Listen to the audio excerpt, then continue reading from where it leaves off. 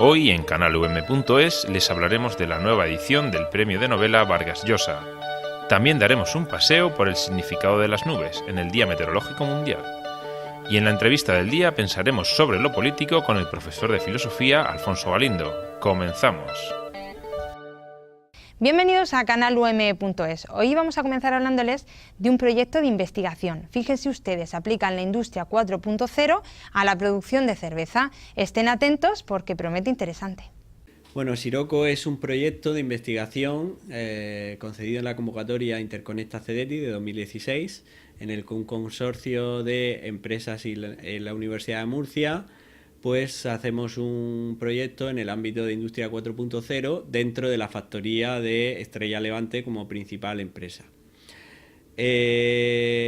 Lo que hace la Universidad de Murcia, principalmente a lo que se dedica es en este proyecto, es a la instalación y puesta en marcha de lo que es una plataforma de Internet de las Cosas en la nube, con todos los módulos software que ello lleva. Esta plataforma es alimentada desde un conjunto de sensores y de dispositivos electrónicos distribuidos en campo. En este aspecto sensorizamos tanto la parte de proveedores, agricultores, almacén como factoría, ¿vale? Toda esta información es recogida por los distintos pasarelas electrónicas y alimenta la plataforma, y esta plataforma se encarga de toda esta gestión de comunicaciones a través de distintas tecnologías, de tratamiento de datos, base de datos, lo que es presentación de datos a usuarios de distinto nivel y, por supuesto, una vez que tenemos toda esa información ordenada, lo que es el procesamiento y extracción de información útil, lo que nosotros llamamos Big Data. También dentro de este proyecto se contempla el uso de las tecnologías de realidad aumentada en factoría con el fin de apoyar al trabajador en temas de cambios de configuraciones y mantenimiento, con el fin de que todos los procedimientos que ellos ya tienen definido en fábrica de cómo hacer, por ejemplo, un cambio de un proceso a otro, por ejemplo en el embotellado, todo eso ahora mismo se hace manual siguiendo un procedimiento que tienen en papel. Pues todo eso pasaría a hacerse de forma asistida con gafas de realidad aumentada, de forma que la probabilidad de que un trabajador se equivoque disminuye radicalmente. El cuidado de la boca es fundamental para mantener una buena sonrisa, pero también una buena salud bucodental. Con ese objetivo se han organizado aquí en la Universidad de Murcia unas jornadas de odontología. Si le gusta escribir, preste mucha atención porque el Premio de Novela Vargas Llosa ha convocado una nueva edición. Esta cátedra Vargas Llosa, que tanto tiene que ver porque es la edición de los premios, es una de las acciones que encuadramos, ¿verdad? Este premio de novela celebra este año su 22ª edición, una fecha importante que da buena cuenta de lo consolidado que está el certamen literario. Yo creo que este es un número, el de los patitos, que llaman en los ciegos, en el cupón de los ciegos nuestro, que es una cifra muy bonita, como decimos en Murcia, para que hagamos un poco historia de los premios y qué nos ha traído. Y créanme que he visto desde una perspectiva de los últimos años, los resultados son muy positivos. Me atrevo a decir y hacer esa lectura de muy positivos porque mantenerse durante 22 años. El año pasado se presentaron 235 originales de 25 países y el premio recayó en una novela escrita por el embajador de España en Honduras, Miguel Albero Suárez. Es un premio ya con una trayectoria, no digamos ya consolidada, sino de los buenos premios de novela inédita. El trabajo que hace el jurado de la Universidad de Murcia en ese aspecto es impagable. Hacen un trabajo, tanto el comité de lectura como el jurado, que viene siendo refrendado por la calidad de las obras premiadas en los últimos años. Tenemos que agradecerle, lógicamente, a la Fundación CAM que siga apostando por este premio y por este proyecto conjunto, y nosotros estamos encantados de estar con la Universidad de Murcia, que forma parte, como decía el rector, de nuestra cátedra Vargas Llosa, con la que además nos une también desde la Biblioteca Cervantes acuerdos desde hace mucho tiempo, donde publicamos toda su colección de fondo antiguo y tenemos una vinculación enorme también desde la Universidad de Alicante y desde la propia Fundación. El plazo de recepción de originales para este concurso finaliza el 14 de julio. Y ahora les hablamos de agua, en concreto de una de las actividades que ha organizado la Cátedra del Agua y de la Sostenibilidad. Se trata del primer encuentro por el agua y cambio climático, certezas, riesgos e incertidumbres, una jornada de reflexión sobre el presente y el futuro de este recurso tan necesario. El agua es un bien escaso y en la región lo es aún más. Por eso, la Facultad de Derecho ha organizado unas jornadas tituladas Encuentro por el agua, agua y cambio climático, certezas, riesgos e incertidumbres. Bueno, pues hoy estamos fundamentalmente celebrando el Día Mundial del Agua y, lógicamente, los dos centros de investigación de la Universidad de Murcia, centrados y versados en el estudio de los recursos hídricos y del agua, no podía pasar por alto la celebración de este día. Entonces, el Día Mundial del Agua se viene celebrando anualmente desde 1993 y siempre se ha concedido para aquellos que estudiamos estas cuestiones como un buen momento, un día, un instrumento fabuloso para seguir conociendo y estudiando o profundizando en cuestiones del agua. Aquí en la región de Murcia, pues precisamente por el hecho de estar en el sureste, todo el levante peninsular es especialmente vulnerable a los efectos adversos del cambio climático y me pareció un buen tema para inaugurar el primer encuentro sobre el agua, pues eso, estudiar, centrarnos, reunirnos, personas, expertos, profesionales o simplemente aquellos que tengan un mínimo interés en estas cuestiones para aprender más. Y un tema tan importante como el cambio climático y el impacto que producen los recursos hídricos, pues me pareció un tema importante para este primer encuentro, que esperemos que sea el primero de otros muchos. Este encuentro ha servido para analizar los retos y dificultades que plantea gestionar los recursos hídricos ante grandes desafíos, como el cambio climático, afrontando algunas de las consecuencias que sobre aquellos producen, como la escasez, la sequía, la erosión y desertificación. Hay que señalar la oportunidad y la importancia del tema que estamos tratando. La Cátedra del Agua y la Sostenibilidad de la Universidad de Murcia es una cátedra muy activa en estos foros de encuentros y jornadas. No en vano, este es el cuarto acto. Previamente han habido 3 jornadas sobre el agua y la sostenibilidad y este es un encuentro que, como bien ha señalado la directora de la Cátedra del Agua y la Sostenibilidad, pues coincide con el Día Mundial del Agua y por tanto es muy pertinente en nuestra región, que contamos con escasez de este recurso, que se propongan nuevas ideas y nuevos foros de debate donde se intercambien pues propuestas para solventar los retos a futuro que van encaminados sobre todo a un ahorro y una eficiencia en la gestión de este recurso, más si cabe en estos momentos que nos encontramos en un periodo de ya casi reconocido pues cambio climático y donde la toma de acciones pues es imperiosa y requiere pues de la participación de ciudadanos, de la administración y por supuesto las empresas como agente productivo también de la economía. Entre los ponentes se encontraba Juan Pedro Montávez, profesor de Física de la Universidad de Murcia, y Francisco Cabezas, director de la Fundación Instituto Euromediterráneo del Agua, entre otros. Entendiendo las nubes. Este es el tema central sobre el que ha girado el Día Meteorológico Mundial. El acto ha tenido lugar en el hemiciclo de Letras de la Universidad de Murcia. En esta jornada se ha reflexionado sobre la meteorología y las previsiones futuras. Bueno, antes que nada decir que hemos tenido un invierno de extremos, porque hemos pasado de meses extremadamente húmedos a meses muy secos y de meses fríos o muy fríos a meses incluso muy cálidos, ¿no? O sea que hemos tenido un poco de todo. En el conjunto, en el global del invierno, pues podemos decir que ha sido en temperaturas normal, curiosamente, aunque hemos tenido esos extremos, y en precipitación ha sido extremadamente húmedo. Y en cuanto a la previsión estacional para el próximo trimestre, el mes de abril, mayo y junio, hay una probabilidad alta de que sea más cálido de lo normal, estaríamos hablando entre medio grado y 1 grado por encima de la temperatura normal para el trimestre, y en cuanto a precipitación no hay una desviación significativa en precipitación con respecto a los valores, digamos, climatológicos, lo que sería la climatología normal de la época, de ese trimestre. Los asistentes han podido aprender, entre otras cosas, los tipos de nubes que hay en la atmósfera. 3 tipos fundamentales de nubes, ¿no? Desde 1800 se describieron cirros, cúmulos y estratos. Los cirros son como una pluma, ¿no? Es soltar una pluma en el aire y ver cómo va cayendo. Son esas nubes altas que vemos en el cielo y que dejan pasar la luz del sol y nos calientan. Los cúmulos, si cogemos un un spray de espuma de afeitar y le damos fuerte, nos sale un borbotón. Eso es un cúmulo.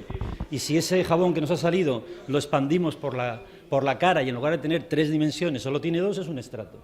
Esas en esencia son las nubes. Luego se complica un poco más, tendríamos un año para hablar de ello y son hasta 100 nubes diferentes. Pero en esencia son todas combinación de estos 3 tipos de nubes y luego depende de dónde estén en la atmósfera, si están altas, bajas. La Universidad de Murcia ha participado en este acto, al que han asistido también alumnos y profesores. La Agencia Estatal de Meteorología saben todos que es un organismo nacional muy importante, que todos los días lo vemos en el telediario, cómo nos dice y nos predice cómo se va a comportar el tiempo, que falla menos que hace años, ¿verdad? Cada vez acierta más y que realmente detrás lleva un gran equipo de personas. Decirles y transmitirles que la universidad tiene que estar para recepcionar todo este tipo de jornadas, puesto que hay mucho de ciencia debajo, muy importante, y hay que apoyarla en todo momento. A partir de ahora, sabremos interpretar mejor las nubes.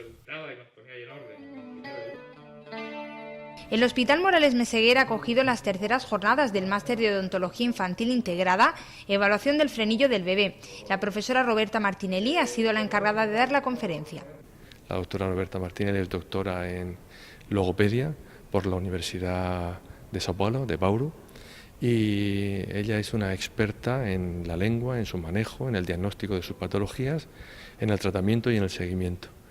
Y en el caso de nuestro máster en que nos ayuda el que venga hoy la doctora Roberta Martinelli a darnos una charla acerca de todo el funcionamiento de la lengua, de su patología, pues es importante pues que en los niños, sobre todo los niños recién nacidos, la presencia de una lengua que no tenga una funcionalidad correcta debido a que el frenillo sea corto o sea fibroso, hace que el niño no pueda lactar bien, y si un niño que no lacta bien, porque una lengua no funciona bien, puede llegar a tener problemas sistémicos por falta de esa leche materna con todo su contenido rico en inmunoglobulinas y en otra serie de factores de defensa, pero al mismo tiempo no se produce un desarrollo correcto de la función estomatognática, es decir, toda la parte inferior de la cara no llega a tener un desarrollo correcto, ni musculatura, ni huesos, ni en un futuro la posición de los dientes. Han sido muchos los alumnos del Máster de Odontología que han acudido a estas jornadas, que permiten mejorar su formación de grado. El Campus Sostenible organiza muchos talleres muy originales que nos enseñan a cuidar el medio ambiente. Hoy le ha tocado el turno al taller de aloe vera y cosmética natural. El taller consiste en hacer jabones y productos que estén relacionados con el aloe vera. Y nosotros hoy vamos a hacer un jabón y una crema de aloe vera y un jabón de miel. Es un jabón que es para el uso de la resequedad de codos, de la resequedad de los pies y de las manos. O sea, que lo que hace es hidratar con abundancia, aparte de si tienes heridas o tienes algún saballón o tienes tal, curarlo. El taller va dirigido a los trabajadores de la universidad, mayormente, aunque habrá algún alumno, pero mayormente va dirigido a la gente que trabaja en la universidad. El programa de concienciación ambiental de Campus Sostenible ofrece durante el mes de abril una serie de actividades sobre el medio natural, dirigidas a los universitarios. La agenda cuenta con un taller de abejas en el que se visitará el colmenar del campus de Espinardo, gracias a la colaboración del Departamento de Zoología y Antropología Física de la Facultad de Veterinaria. Continuamos aquí en canalum.es y vamos a hablar de política, un tema muy de moda siempre y últimamente más, no por las circunstancias que podemos ver cada día en los informativos. Y para ello vamos a hablar con Alfonso Galindo, que es autor del libro Pensar lo político, profesor de filosofía aquí en la Universidad de Murcia, y que va a hacernos reflexionar, ¿no, Alfonso?, sobre la política, que no nos viene nunca mal, ¿no? No viene nunca mal, a ver si aporto algo. Bueno, Alfonso, lo primero, pensar lo político está muy de moda. Sobre todo en los últimos años. Antes la gente parecía que hacía menos reflexión respecto a la política de la que hace ahora, que luego profundizaremos en eso. ¿Tenemos que pensar los ciudadanos más en política de lo que pensamos o no? Bueno, en principio sí, pensar la política está de moda y supongo que tanto los politólogos como los filósofos políticos pues disponemos de teorías y de explicaciones para tratar de aclarar por qué está más de moda.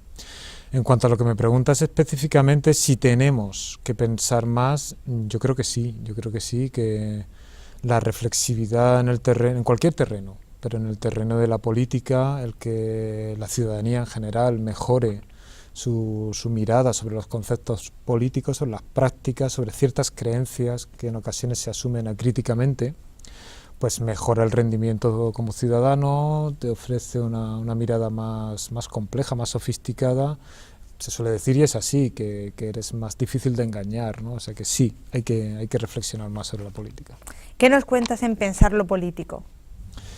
Bueno, Pensar lo Político es un proyecto en el que estamos una serie de profesores tras él, casi 2 años. Es un libro del que estoy muy orgulloso porque es un libro coral, escrito entre 7 profesores, 4 de ellos de la Universidad Autónoma del Estado de México y otros 3 de la Universidad de Murcia. Es un proyecto que surge a iniciativa a partir de un convenio que hay entre ambas universidades, la Universidad Mexicana, que es una grandísima universidad, y la nuestra. Y bueno, en un momento dado, unos profesores de allí se pusieron en contacto conmigo porque querían que yo coordinase desde aquí ese proyecto. Y así fue. Elegí a 2 compañeros que escribiesen conmigo, ellos eligieron también a su vez a unos cuantos, y fruto de una serie de conversaciones, pues se ha podido lograr plasmar en este texto una serie de reflexiones sobre filosofía contemporánea, sobre filosofía política contemporánea. En ella sucintamente lo que hacemos es básicamente mostrar hasta qué punto las categorías y los argumentos de algunos de los filósofos políticos contemporáneos más importantes contribuyen para arrojar luz sobre fenómenos políticos singulares, novedosos. Piensa en lo que son las manifestaciones como la del 15M y acontecimientos políticos de este cariz que con las categorías políticas y filosóficas tradicionales pues se nos escapan de las manos. Entonces pues son 6 perspectivas sobre lo político a partir de esos pensadores contemporáneos. Alfonso, ¿tenemos los ciudadanos suficiente cultura política y suficiente información y formación para ejercer nuestro derecho democrático de votar, de elegir a nuestros políticos? ¿En función de qué lo hacemos? Bueno, la pregunta de si tenemos suficiente es una pregunta muy difícil de contestar. Es como si decimos, bien, ¿hacemos el suficiente deporte? ¿Estamos lo suficientemente, dormimos lo suficiente? ¿No? Siempre se puede decir que no o que sí. Yo lo que creo que sí se puede decir con cierto fundamento es que tenemos una cultura política y una formación superior a la de generaciones pasadas. Yo creo que sin duda, o sea, se han generalizado mecanismos de acceso a la información, y aunque también es habitual la queja y la crítica legítima de que más cantidad de información no se traduce necesariamente en una mirada más sofisticada o más crítica, en más formación, pero sin duda la formación es mayor y los canales de participación y de conocimiento son mayores, más profusos, y sin duda esa formación política es más elevada que en el pasado. Si podemos tener más, seguro que sí, siempre se puede profundizar, ¿no? Es un terreno, es un campo que forma parte del perfeccionamiento humano, y como tal pues está abierto a seguir mejorando, a seguir nutriéndose de lecturas, de entrevistas, y de tal forma que nuestro juicio político pues mejore. También es cierto que estamos un poco sobre aviso de esos prejuicios aristocráticos que en ocasiones hemos oído, según los cuales solo la persona formada, solo la persona dotada de determinada jerga política tendría legitimidad para elegir, o su voto valdría más. Yo creo que no es así, En general, la gente sabe lo que quiere, sabe lo que le conviene, ¿no? Pero sin duda una mayor formación impide la manipulación que en ocasiones también pues algunos políticos demagogos o algunos medios interesados pues tratan de aplicar sobre la población. Alfonso, ¿por qué ahora hay tanta desgana, escepticismo, decepción, sentimientos negativos respecto a la política? Hay mucha gente y muchos jóvenes, sobre todo, que dicen: a mí la política me da igual, yo no voy ni a votar porque eso no sirve para nada, porque todos son iguales y yo paso de todo. ¿Qué ha hecho llegar a ese punto? Bueno, para empezar es cierto, lo que dices es cierto, y es curioso que también se deja traslucir en determinada filosofía política contemporánea, ese cansancio, ¿no? y esa en ocasiones exageración de la mediocridad de nuestra clase política, pero es un diagnóstico certero. En cuanto a las causas, supongo que hay muchas. Una sin duda tiene que ver con la corrupción. La corrupción, dicen que la ciudadanía se preocupa de la corrupción sobre todo cuando hay crisis económica, ¿no? Que si no, parece que importa menos. Se han juntado ambos factores, entonces la corrupción produce un desafecto hacia nuestra clase política.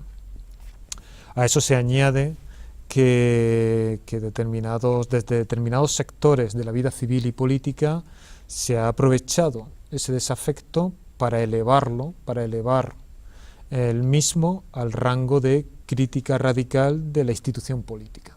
Ya parece, pues, todos nos suenan eslóganes del tipo "no nos representan", ¿no? No nos representan ni estos ni ninguno. O sea, a veces se llega a un tipo de crítica radical que no admite matices y que tiene por fin descalificar in toto a la clase política. Yo creo que esta crítica es muy peligrosa, es injusta, pero tiene detrás causas como lo que te digo, una corrupción en ocasiones sobredimensionada. Hay casos de corrupción, por supuesto que sí, pero también estamos atentos a los mismos y los mecanismos judiciales funcionan, o sea que tampoco hay que exagerarlos, ¿no? Pero ciertamente se usan para desde determinados sectores, insisto, descalificar globalmente a una clase política que tiene los defectos que tiene cualquier otro tipo de trabajo y de clase profesional, no más. Pregunta difícil la que te voy a plantear ahora. ¿Cómo podemos revertir esa situación y volver a dar un clima de confianza en materia política? ¿Cómo podemos devolver la confianza sobre la política a la gente para que todas esas personas que comentábamos, sobre todo jóvenes, que quizás es lo más alarmante, ¿no?, que sean los jóvenes, cómo podemos hacer que ellos acaben confiando de nuevo en la política y piensen que es algo que puede mejorar su vida? Difícil, ¿eh? Sí, es muy difícil y sería muy arriesgado y un poco frívolo dar recetas, ¿no? Y los filósofos no estamos para dar recetas, ¿no? La filosofía se supone que viene después, para explicar por qué ha pasado lo que ha pasado. Pero bueno, yo me atrevo a dar un par de sugerencias, tampoco muy novedosas. Una sería el fortalecimiento de las instituciones, y decir esto parece un eslogan, un tópico más, pero si lo pensamos bien, en este caso, en mí, significa apostar por su reformabilidad.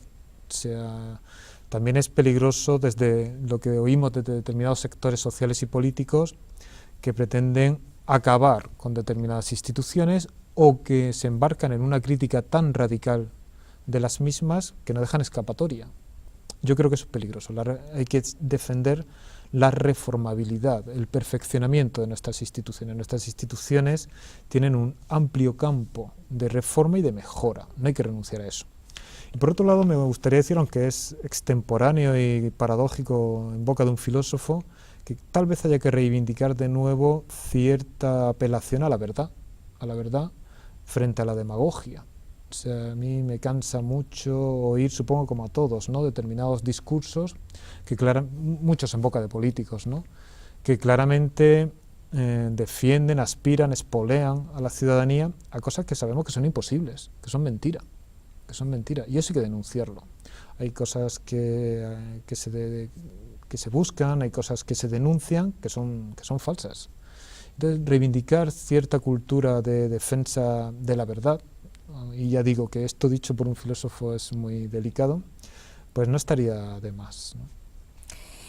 También has escrito muchos libros, pero nosotros fuimos a la presentación del libro 10 mitos de la democracia y vamos a poner un vídeo en el que nos resumías un poquito en qué consistía el libro. Pues no sé si sería capaz de decirte los 10 que elegimos.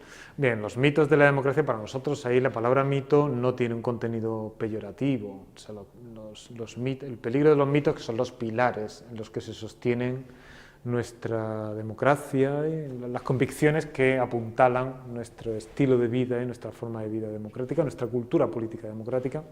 Son cosas tan importantes para nosotros como la idea de pueblo, la idea de igualdad, la idea de libertad, la idea de voluntad popular, la idea de manifestación en la calle. Las manifestaciones también las tratamos en el libro.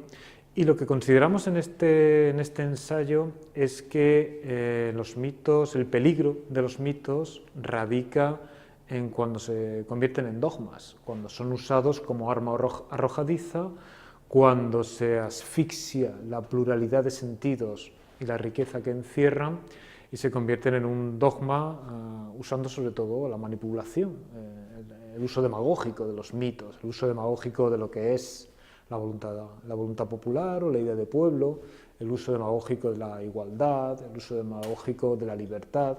Ese es el peligro de los mitos. Entonces lo que defendemos ahí es que los mitos deben conservar su miticidad, su carácter plural, abierto, siempre sujeto a revisión, siempre sujeto a trabajo sobre ellos, para lo cual también la filosofía pues, es indispensable. Bueno, este libro que comentábamos y que veíamos en este vídeo que poníamos, 10 mitos de la democracia, muy relacionado con pensar lo político, cuéntanos un poco esa reflexión que tú haces sobre la democracia, nuestra democracia, que tiene, como comentabas, fallos, es buena, pero tiene sus fallos que hay que ir corrigiendo un poco. Sí, bueno, este es un libro distinto tanto en el tono y el tipo de redacción como en la autoría. Es un libro que escribo con mi amigo Enrique Ujaldón, con el que ya he escrito unos cuantos libros y artículos, y el tono es ensayístico y pretendidamente accesible a un gran público. No es un libro técnico, no, sin olvidar el necesario rigor, pero es un libro con el que hemos pretendido acceder a ese gran público gustoso de leer ensayo histórico, ensayo político, ¿no?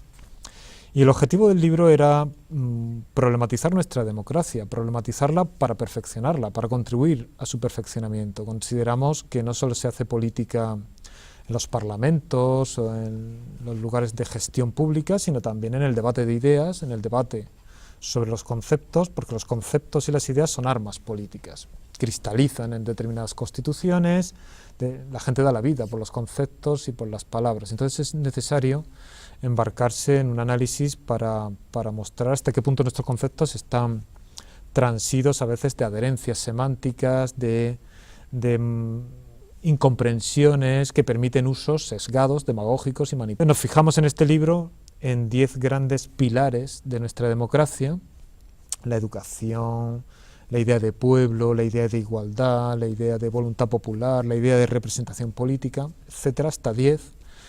Y defendemos esos pilares, pero tratamos de rastrear usos dogmáticos, usos manipuladores, que es posible detectar en nuestra sociedad de los mismos para denunciarlos y mostrar cómo habría que revitalizar esos pilares de nuestro sistema democrático.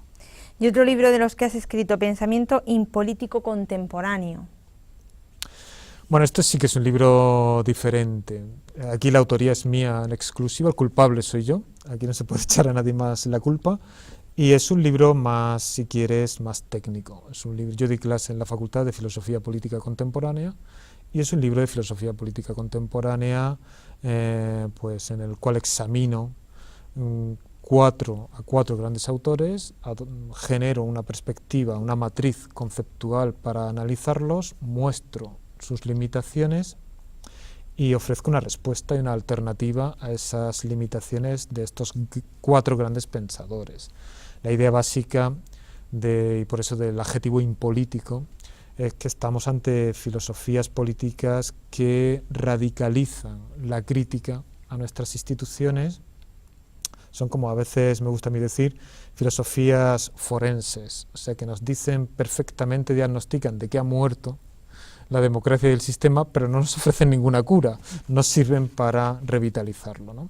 Son filosofías que a veces se quedan un poco a medio camino, ¿no? Son brillantes diagnosticando nuestras limitaciones, pero más flojas proponiendo alternativas.